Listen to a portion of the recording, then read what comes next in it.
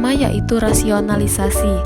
Rasionalisasi adalah suatu proses penggunaan akal untuk memberikan suatu dasar pembenaran kepada persoalan, di mana dasar atau alasan tidak merupakan sebab langsung dari masalah itu.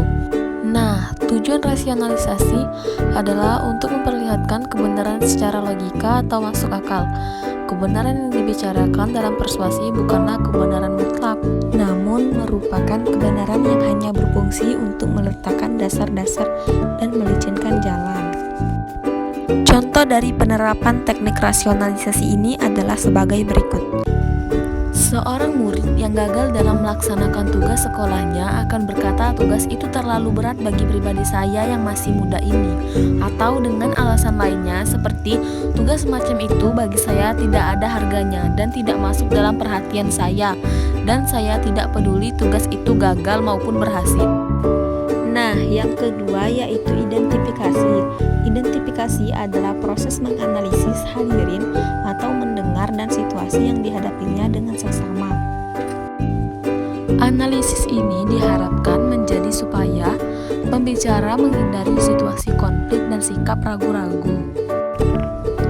Melalui analisis hadirin dan seluruh situasi, pembicara akan lebih mudah dapat mengidentifikasi dirinya dengan hadirin. Contoh penerapan dari teknik identifikasi ini adalah sebagai berikut. Usaha memenangkan pemilu atau pilkada, seorang calon wakil rakyat berusaha mengidentifikasi dirinya sebagai anak rakyat. Ia sebagai calon yang dilahirkan dan dibesarkan dalam lingkungan petani, nelayan, buruh pabrik, dan sebagainya. Ia benar-benar akan memperhatikan kepentingan lingkungannya, bahkan akan diupayakan mati-matian untuk membela lingkungannya. Yang ketiga yaitu sugesti. Sugesti adalah suatu usaha membujuk atau mempengaruhi orang lain untuk menerima suatu keyakinan atau suatu pendirian tertentu tanpa memberi suatu dasar kepercayaan yang logis pada orang-orang yang ingin dipengaruhi. Dalam kehidupan sehari-hari, sugesti itu biasanya dilakukan dengan kata-kata dan nada suara.